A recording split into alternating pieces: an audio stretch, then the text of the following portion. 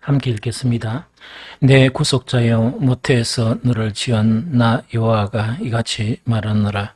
나는 만물을 지은 여호와라.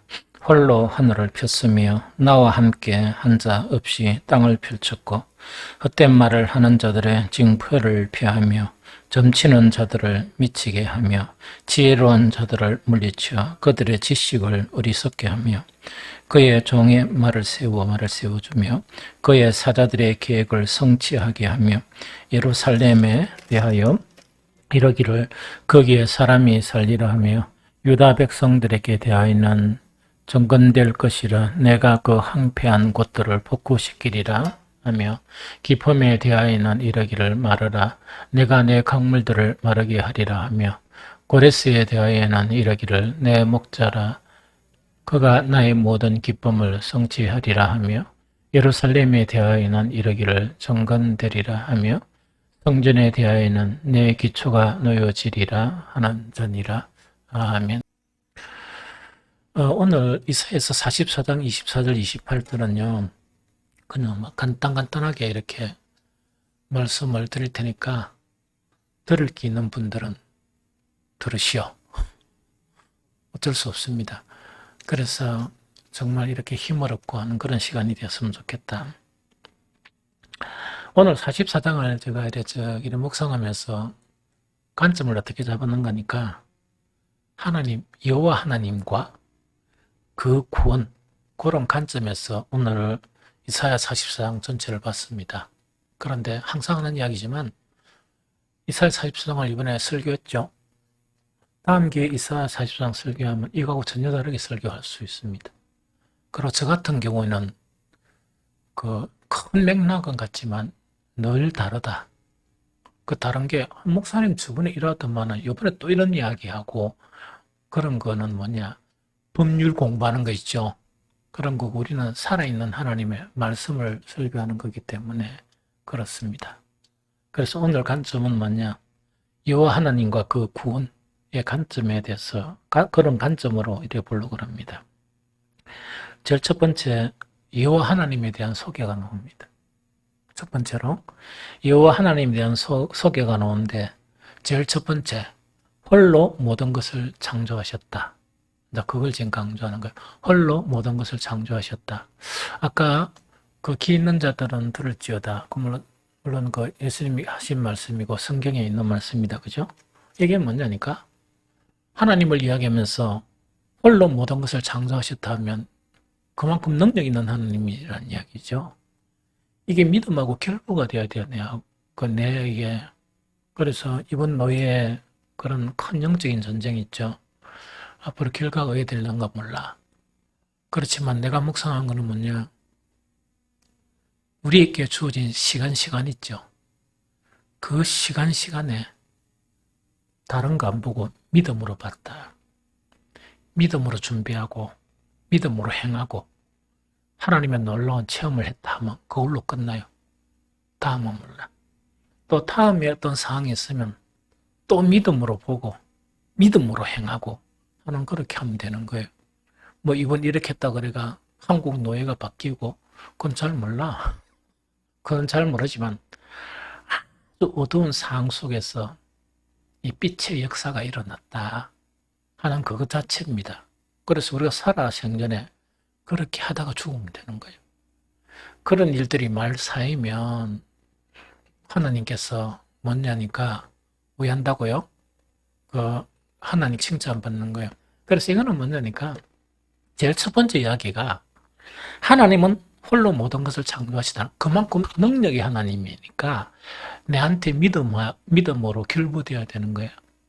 그러면은 어려운 상황이 있을 때에 세상 방법을 안 하고 인간적 방법으로 생각 안 하고 딱 하나님 믿고 그 능력의 하나님께 이렇게 간구하고 하는 그걸 이야기하면 거기에 능력을 받는 거예요. 무슨 말이겠습니까? 그래서 홀로 모든 것을 창조하셨는데 이사야 44장 24절 읽어봅니다. 시작. 내 구속자여 모태에서 너를 지은 나 여호와가 이같이 말하노라. 나는 만물을 지은 여호와라. 홀로 하늘을 폈으며 나와 함께한 자가 없이 땅을 펼쳤고 나와 함께한 자가 없이 땅을 펼쳤다 이야기죠. 그래서 하늘과 땅과 모든 만물들을 만드셨고 모태에서 인간을 만드셨다 하는 그 이야기입니다. 그래서 모든 인간과 하늘과 땅을 하나님 홀로 다 만드셨다. 이런 하나님이 우리가 믿는 하나님이다 이야기죠. 그럼 이것이 100% 믿음으로 우리 내면 속에 결부되면 세상 살아가면서 겁날 일이 있습니까? 없습니까? 없죠. 그게 이제 믿음으로 이렇게 결부되는 그런 현상이에요. 그런데 이론적으로는 하나님은 모든 것을 창조하셨다. 막 이렇게 막 이래 노래하고 막 이래만 하고 끝난다. 아무 소용이 없는 거. 좀 이해가 되죠? 그 다음에 두 번째 뭐냐니까 여호와 하나님은 어떤 하나님인가? 사람과 사람이 사는 성읍을 강하게 하고 폐하시는 하나님이다. 즉 사람도 뭡니까? 강하게 할 수도 있고 폐할 수도 있고 사람이 사는 성읍이 있죠. 성읍도 폐할 수도 있고 또 강하게 할 수 있는 그런 하나님이다 하는 그 이야기입니다. 이사야 44장 25절 26절 자 읽어봅니다. 시작. 헛된 말을 하는 자들의 징표를 폐하며 점치는 자들을 미치게 하며 지혜로운 자들을 물리쳐 그들의 지식을 어리석게 하며 그들의 종의 말을 세워주며 그의 사자들의 계획을 성취하게 하며 예루살렘에 대하여는 이러기를 거기에 사람이 살리라 하며 유다 성읍들에 대하여는 정건될 것이라 내가 그 항폐한 곳들을 복구시키리라 하며 하는 이야기죠. 그럼 이거는 뭐냐니까 진실된 믿음으로 살다 보니까 그 헛된 말을 하는 사람들이 많죠. 그것뿐만 아니고 뭐 점치는 자도 거기 진짜 점치는 것 말고 이 뭔가 있기는 뭐 자기의 그 예지력을 가지고 하는 그런 사람도 있고 그 다음에 인간적인 지혜를 가지면서 뭐냐니까 참 이 믿는 사람들을 무시하는 그런 사람들이 있죠. 하나님은 그 사람들을 그 손을 보신다는 이야기입니다. 쉽게 이야기하면 그래서 헛된 말을 하는 자들의 그런 징표 있죠. 그 증거나 징표를 없애버리고 그 다음에 점치는 자들을 뭐하게 한다? 위치경이로 만들어버리고 그 다음에 그 지혜 있다 이야기하면서 참 순한 우리 그리스도인들을 막 무시하는 사람 있죠. 그 사람들을 물리쳐버리고 또 그들의 지식을 어리석게 만들어버리는 하나님이다 하는 그 이야기입니다. 그런데 그 종의 말이라는 것은 목사도 될 수 있고 그 다음에 참 이 하나님의 신실한 종이 되어서 근면하고 이런 거 될 수 있어요. 그런 말을 하나님께서 우한다고 결국은 세워주신다. 그 다음에 그의 사자들의 계획을 성취하게 하며 하는 이야기죠. 그럼 뭐 방금 전에 이제 노예 그래서 뜻을 같이 하던 몇몇 목사님들이 아무것도 없는 상황 속에서 우리가 일을 일으켜보자. 이렇게 하면 불가능한 상황 속에서 참여를 한다면 전부 다 놀래가지고 눈이 동그래가지고 있답니까? 그게 하나님이 하신 일이라. 상황 자체가 전혀 안 되는 그런 일인데 안 되는 일인데 이런 일들이 일어난다는 걸 이야기하죠. 그것뿐만 아니고 예루살렘에 대해서는 이러기를 거기에 사람이 살리라. 살리라. 유다 성읍들에 대한 정건될 것이라. 항폐한 곳들을 복구시키라. 이거는 뭐냐니까 사람이 사는 그런 장소나 예루살렘이라는 거는 오늘날 교회로 생각하면 되겠죠. 하나님은 어떤 능력의 하나님인가? 지금 교회가 침체되고 제가 이야기했죠. 1만여 교회가 없어져 버리고 150만 성도가 세상으로 들어가고 하는 그런 어려운 속에서도 정말 하나님은 그것을 다시금 복구하실 수 있는 하나님입니다. 다시금 세울 수 있는 그런 하나님입니다. 단지 뭐가 되어야? 그런 하나님을 믿는 믿음이 내한테 나타나야 되지. 뭔가 한번 해보자 이러면 믿음이 없어가지고 그게 되겠습니까? 이게 되겠습니까? 그래 보면 일이 하나도 안 되는 거예요. 좀 무슨 말겠습니까? 그래서 이런 하나님입니다. 그 다음에 세 번째, 자연 통치, 왕 있죠, 왕. 왕을 통치하고 성전을 통치하시는 하나님입니다. 이사야 44장 27절 28절 함께 읽어봅니다. 시작. 기품에 대하여 이르기를 말하라. 내가 내 강물들을 마르라 하리라 하며 고레스에 대하여는 이르기를 내 목자라 그가 나의 모든 기쁨을 성취하리라 하며 예루살렘에 대하여는 이르기를 정건되리라 하며 성전에 대하여는 네 기초가 놓여지리라 하는지라. 여기 세 가지가 나와요. 하나는 자연에 대해서 하나님은 어떤 능력을 가지고 계시느냐 이야기죠. 이 강이 너무나 깊은 강이 있다 보니까 이 강은 절대로 마르지 아니할 강이다 하면서 사람들이 생각하는데 하나님은 바짝 마르게 할 수 있는 하나님입니다. 고고집 이야기죠. 자연 자체도 하나님은 통치를 하시고 그 다음에 이 이방의 왕 특히 고레스 있죠. 이 고레스에 대해서도 뭐냐 하나님은 통치를 하신다는 이야기입니다. 그런데 고레스에 대해서는 45장 오늘 다 이렇게 하려고 그러니까 시간이 다 안 돼가지고 다 할 수는 없습니다. 45장에 보면 고레스가 모르는 상황 가운데 하나님께서 다 조정하시는 그런 내용들이 나오거든요. 그래서 하나님의 통치가 왕으로 세워진 이방 왕에까지 하나님은 통치력을 발휘하신다는 그 이야기입니다. 그럼 쉽게 얘기하면 이야기다, 그죠? 늘 하는 이야기지만 우리나라를 생각하면 뭐 대통령이 세워지겠죠. 지금 현재는 뭐 대통령의 권력이 좀 이렇게 많이 치중이 되어 있으니까 아무리 우리가 이 사람은 맞다 이가 이렇게 세워도 하나님이 이 나라에 대해서 이렇게 그런 마음이 아니면 그 사람을 이상하게 해가지고 어렵게 만들어버려요. 우리 사람들이 이 사람은 절대로 세워지면 안 된다는 그런 사람일지라도 세워지면 하나님은 그 사람을 조정을 하셔가지고 왜 한다고요? 나라를 평안하게 하시고 그래요. 그래서 절대로 하지 말아야 되는 게 내가 늘 당부하죠. 우리 오직 유일한 왕은 하나님이세요. 예수 그리스도세요. 그 다음 이 땅의 집권자들이나 이런 사람들은 하나님의 이렇게 통치수단이고 또 하나님의 일을 하는 하나님이 세운 그런 자들이다 이렇게 생각해야 돼요. 그런데 하나님은 일 완전히 잊어버리고 자기들 생각 가운데 그래서 나는 우리 교인들은 그런 사람 아무도 없었으면 좋겠어요. 너무 이렇게 뭡니까? 자기 생각 가운데 딱 고정관념으로 어떤 당이나 어떤 이 지도자 있죠? 그 추종하는 맹목적으로 상세하게 보면 믿음이 하나도 없는 사람입니다. 믿음 있는 사람들은 항상 뭡니까? 저기 돼도 그렇고 이기 돼도 그렇고 뭐만 온전히 하면 목사들만 잘하면 직분자들만 잘하고 교회만 반드시 서면 옳은 왕이 세워진다. 그게 하나님의 방법이다. 이렇게 하면 되잖아요. 이렇게 생각하는 게 그 성경적인 방법이잖아. 주여 주여 하면서 뭡니까? 하나님은 탁 차단시켜버리고 인간적인 그런 이것에 의해서 이거 따라다니고 저 따라다니고 안 좋습니다. 이게 조심을 좀 해. 말도 조심하고 생각도 조심하고 이 무슨 말인지 좀 알겠죠? 그래서 하나님은 자연을 통치하고 이 세상 모든 군주를 다 통치하세요. 모든 정부를 다 통치하시고 그 다음에 심지어 뭐까지 통치하느냐 예루살렘에 대하여 이르기를 정건되리라 성전에 대한 내 기초 이거는 뭡니까? 성전이죠. 오늘날 교회를 통제하신다는 이야기죠.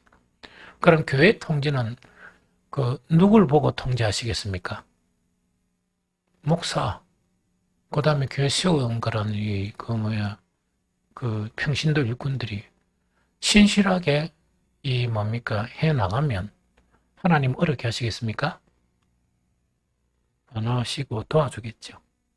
그런데 교회가 그렇지 못하다 하면 제일 먼저 생각할 때 딴 핑계 되지 말고 지 자신을 보면 돼. 내가 정말 믿음에 있어서 믿음으로 행하고 있는가 하는 거 있죠. 그걸 보면 돼요. 이해가 되죠? 그래, 하나님 이런 하나님입니다. 두 번째, 뭘 이야기하느냐? 구속자이신 여호와다. 그걸 이야기합니다. 구속자이신 여호와다. 이건 같이 읽습니다.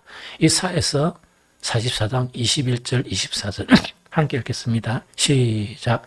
야곱아 이스라엘아 이 일을 기억하라. 너는 내 종이라. 내가 너를 지었으니 너는 내 종이니라. 이스라엘아 너는 나에게 잊혀지지 아니하리라. 내가 내 허물을 빽빽한 구름같이 내 죄를 안개같이 없이 하였으니 너는 내게로 돌아오라. 내가 너를 구속하였음이니라. 아멘. 하는 여기죠.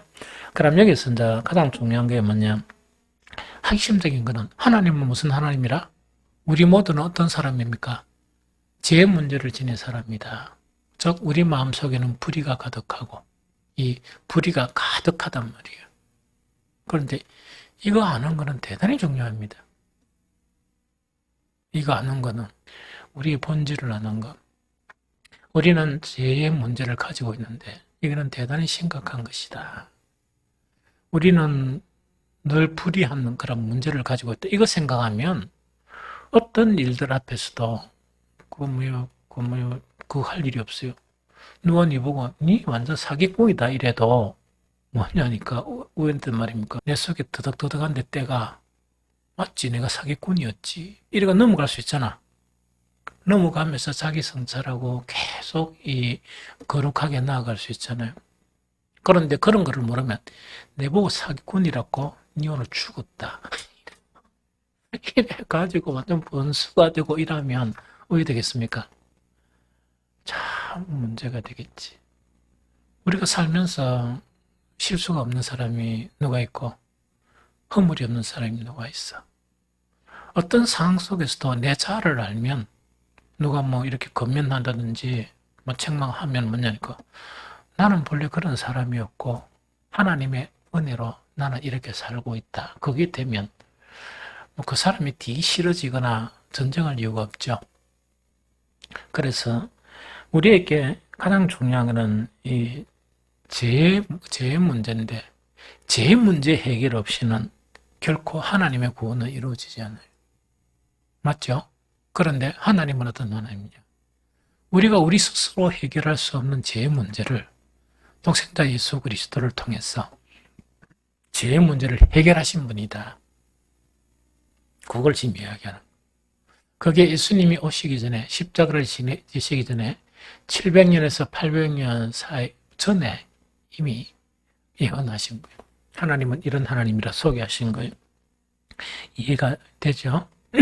그래서 어쨌든 간에 우리를 구속하신 여호와 하나님이다. 그걸 지금 이렇게 이제 하시는데 중요한 건 이것이 믿음과 결부된다는 것은 뭐냐? 아까 이야기했죠. 나는 그런 자이다 하는 인정을 해야 할 줄 알아요. 나는 그런 자입니다. 두 번째, 나는 예수 그리스도의 십자가를 통해서 구속함을 받은 자이다. 두 가지를 인정해야 돼. 이 두 가지를 딱 붙들고 살아야 흔들림 없이 아주 초연하게 살아가. 그래가 뭐 전척도 안 하고 뭐 어떤 상황 속에서 낙심도 안 하고 좌절도 안 하고. 왜 좌절도 안 하는 게 나는 원래 몇 번 죽어도 아무 말할 수 없는 사람인데 이렇게 살아간다. 누구 때문에? 하나님의 은혜로. 예수님의 십자가의 보혈로 이렇게 살아간다니까 좌절할 일이 뭐가 있어. 또 일어서면 되지. 무슨 말인지 좀 알겠죠? 그래서 구속자이신 여호와란 이 말씀 자체에 실질적으로 믿음과 결부되는 것이 바로 이런 반응을 나타내는 거예요. 이해가 되죠? 그 다음 큰 세 번째, 여호와 구원의 증거. 여호와 구원의 증거. 그러면 이건 이런 이야기라. 참 그리스도인이다, 참 그리스도인이 아니다 하는 것은 뭡니까? 증거가 나타나야 돼요. 늘 하는 이야기처럼. 우리 속에 그 증거가 다 나타나요. 무슨 말겠죠? 그래서 참 이렇게 신실한 내가 믿음이다 하면 그 증거가 내 안에서 다 확인이 됩니다. 그럼 누구한테 자랑할 필요 없이 아까 모르겠습니까? 나는 죄인 중에서 죽을 죄인이었는데 놀란 하나님의 은혜로 죄의 구속을 받았어. 다른 사람이 누리지 못하는 이것을 내가 느끼고 있구나 하다 보면 참 대단하죠. 그래서 그 증거들이 어디에 있어야 되는가? 자기 속에서 이런 증거들을 봐야 된다는 얘기. 그러면 내가 또 이야기하지만 못 봤다 이러면 뭡니까? 걱정할 필요 없어. 이미 내가 죄의 구속을 받았고 내 믿음 자체가 좀 연약하지만 계속 믿으면 하나님께서 그것들을 주시고 풍성하게 하실 것이라는 기대를 하면 되지. 이해됐죠? 이해됐죠? 그래서 그런 관점에서 생각하면 된다. 제일 첫 번째, 구원의 증거는 뭐냐? 목마른 자에게 물을 준다 하는 그 이야기입니다. 시작. 나의 종 야곱, 내가 택한 이스라엘아, 이제 들어라. 너를 만들고 너를 모태에서부터 지어낸 너를 도와줄 여호와가 이같이 말하노라. 나의 종 야곱, 내가 택한 여스루나 두려워하지 말라. 나는 목마른 자에게 물을 주며 마른 땅에 시내가 흐르게 하며 나의 영을 내 자손에게 나의 복을 내 후손에게 부어주리니 그들이 풀 가운데서 솟아나기를 시내가에 보들같이 할 것이라. 한 사람은 이러기를 나는 여호와께 속하였다 할 것이며 또 한 사람은 야곱의 이름으로 자기를 부를 것이며 또 다른 사람은 자기가 여호와께 속하였음을 그의 손으로 기록하고 이스라엘의 이름으로 존귀 여김을 받으리라 하는 이야기죠. 여기서 여스루는 뭐라 그랬죠? 다시 한 번 더 복습.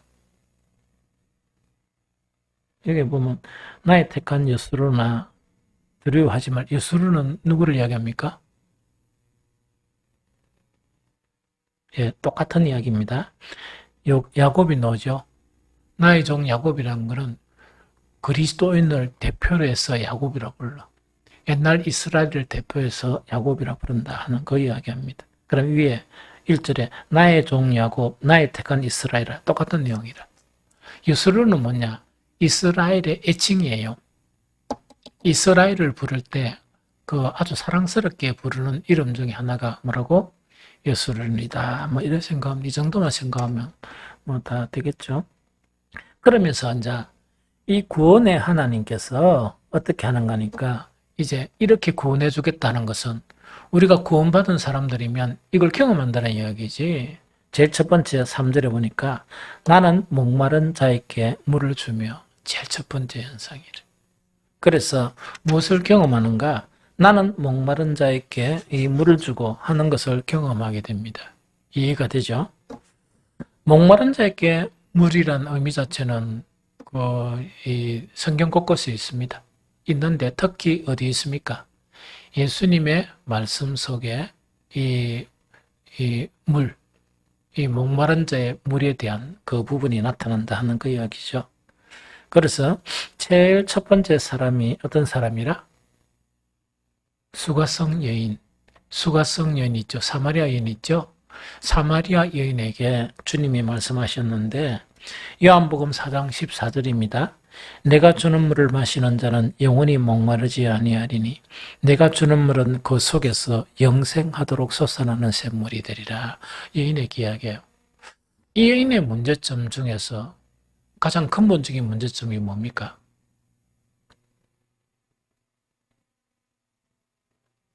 사마리아 여인 있죠? 이 여인이 가진 가장 본질적인 문제가 뭡니까? 그런데 이 목마른다 이래놨지? 우리 찬욱이 참 똑똑하지? 그런데 본질적인 문제가 뭐라? 어떤 문제입니까? 응? 그 수차례 설명을 했죠. 이 여인은 뭡니까? 남편 5명 갈아치운 문제도 있고, 그다음에 부끄러워가지고 사람들이 없는데 뭐 우물물을 길던 것도 있고 여러 가지죠. 그거는 본질적인 문제가 아니고 비본질적인 문제예요.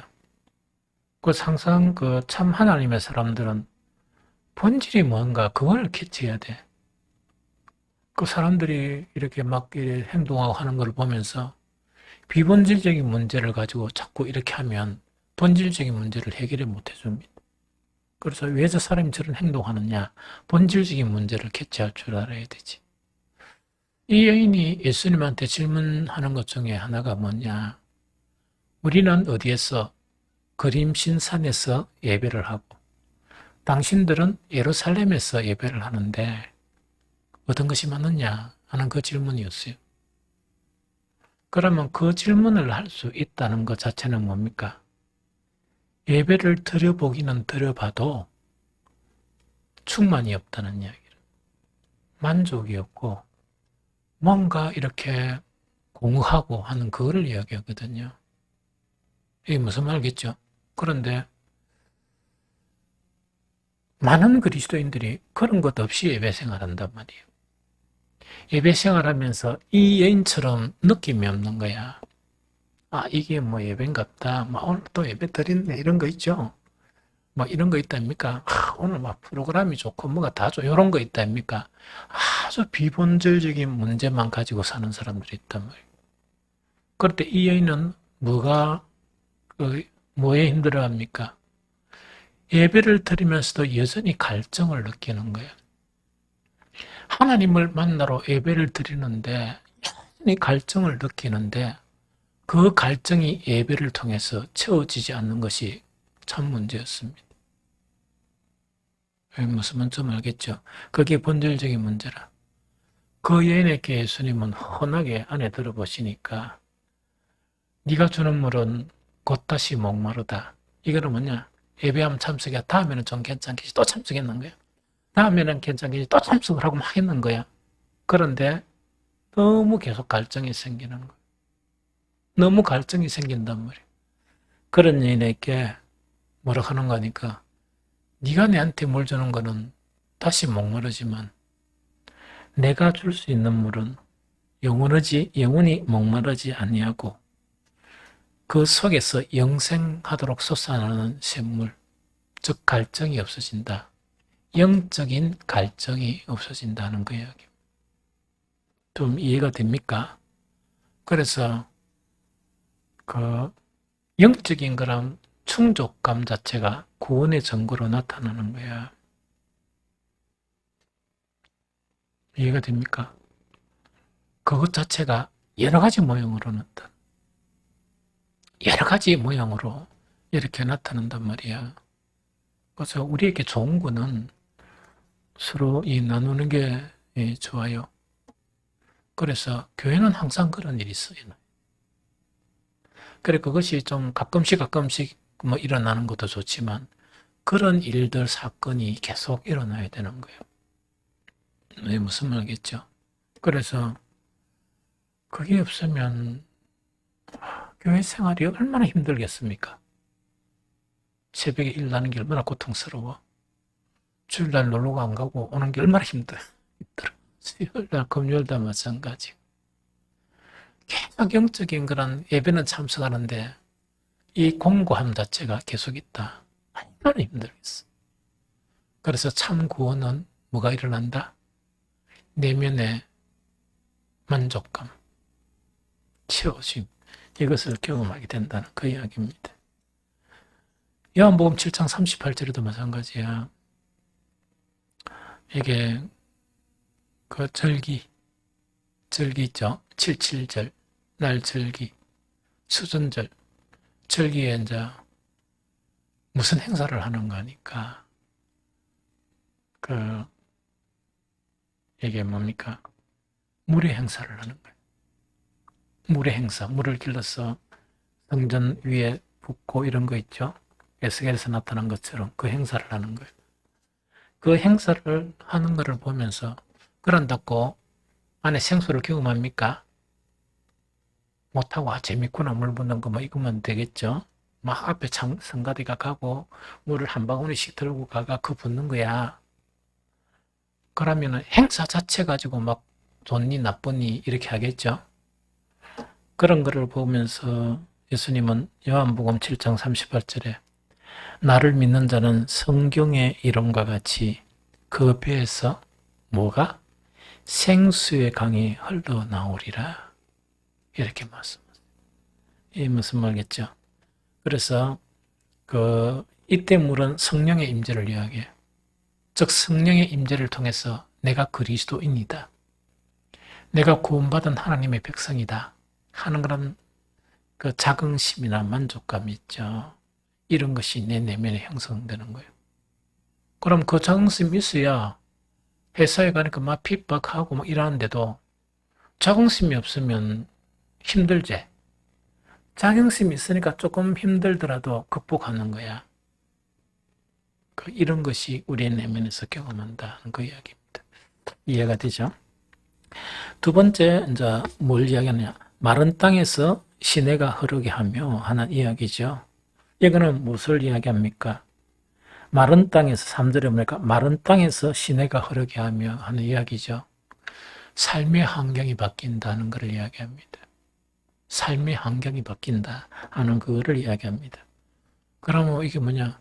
내가 좀 힘들고 힘든 이 삶을 살았는데 삶이 조금 윤택해진다는 이야기입니다. 많이. 그런데 풍족함도 맞지만 우리 내면을 치료하심으로 특히 뭡니까? 옛날에는 있어도 늘 빈곤함을, 이 빈곤함 자체를 느끼는 거예요. 이 큰 병입니다. 있는데도 박탈감을 느끼고 하나님 주신데도 빈곤함을 느낀다. 이러면 선을 베풀 수 있습니까? 못 베풉니까? 못 베풀잖아. 그건 너무나 안타까워. 없었어 이렇게 못 주는 거는 되게 안타깝지. 있는데도 못 주는 거야. 왜 그럽니까? 내일에 대한 염려. 모든 인생이나 모든 일을 지가 다 걱정하려고 하는 거야. 무슨 말인지 좀 알겠죠? 그러니까 그거를 못 하는 거야. 그런데 이번 이 기도에는 참 놀라운 일이 나서 우리도 깜짝 놀랄 정도로 있다 아닙니까? 그런 일이 벌어지는 거예요. 그거는 뭐냐니까 있고 많고 차이가 아니고 그만큼 뭡니까? 내면의 그런 풍족함. 그것 때문에 뭐냐니까 사랑에 대한 실천이다. 이러면 선한 일이잖아. 그러면 힘든 가운데 또 이렇게 하게 된다는 얘기. 좀 이해가 됩니까? 무슨 말인지.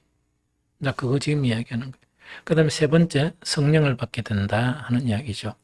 이사야 43장 3절 후반절에 나의 영을 내 자손에게 나의 복을 내 후손에게 부어주리다. 그렇게 성령을 받게 된다는 이야기입니다. 이 세 가지 구원에 대한 증거가 나에게 나타난다는 이야기입니다. 그럼 이런 증거를 내가 체험하고 나니까 결과 내가 다른 어떤 그 표현을 하겠죠. 어떤 표현이 있을까 아이가 어떤 사람 막 찬양의 표현이 있는데 그 표현이 이사야 44장 5절입니다. 44장 5절 내가 읽고 다시 이야기해 줄게요. 한 사람은 이르기를 나는 여호와께 속하였다 할 것이며 또 한 사람은 야곱의 이름으로 자기를 부를 것이며 또 다른 사람은 자기가 여호와께 속하였음을 그의 손으로 기록하고 이스라엘의 이름으로 존귀 여김을 받으리라 이야기죠. 이걸 세 번 얘기 보면 참 이렇게 다 이해하기 쉽게 되어 있어요. 그것만 읽고 이제 마칩니다. 그러면 이 구원 자체를 내 내면 속에서 경험하니까 누가 시킨 것도 아닌데 막 이런 반응이 나타나는 거라. 그 반응이 뭐냐? 그때에 나는 주님의 것이다 하고 말하는 사람도 있고 막 주님의 것이요 하면서 막 목상 설교하는 게 아니고 이 구원의 기쁨을 경험하니까 뭐라고? 나는 바로 주님의 것이다. 이거를 갖다가 막 선언을 하고 다니고 이렇게 살아간단 말이에요. 이런 사람도 있고 또 야곱의 이름을 써서 그의 자손임을 자칭하는 사람도 있을 것이며 자기 이름이 있는데 이스라엘 대표, 구원받은 사람의 대표 이름이 야곱이죠. 그 이름을 딱 새겨가지고 자랑하고 다닌단 말이에요. 그런데 너무나 구원의 확신이 분명하니까 야곱의 이름을 새긴다는 그 이야기를. 그 다음에 새길 것이면 팔에다가 이 팔에 놓는 자 드디어 다시 쭉 읽을게. 그때는 나는 주님의 것이라 하고 말하는 사람도 있고 야곱의 이름을 써서 그의 자신임을 자칭한 사람도 있을 것이며 팔에다가 나는 주님의 것이라고 쓰는 사람도 있을 것이며 지금 타투에가 쓰는 거 있죠. 쓰며 이스라엘 사람이라고 불리는 것을 뭐 한다고? 영광으로 여기는 사람도 있을 것이라. 이게 찬양이라. 요게 곡조가 없는 진정한 찬양과 진정한 감사예요. 이런 게 나타난다는 이야기를. 그래서 오늘 읽었던 그 이사야 44장은 어떻게 봤느냐? 목사가 여호와와 그의 구원이란 관점으로 해석을 한 거예요. 이게 무슨 뭔지 알겠죠? 다음에 또 설교할 때는 달리 또 관점으로 보는데 중심은 흔들리지 않지만 또 다른 관점으로 볼 수가 있겠지. 그래서 이것이 이사야 44절에 아주 중요한 살아있는 그리스도인들을 향한 말씀이다 하는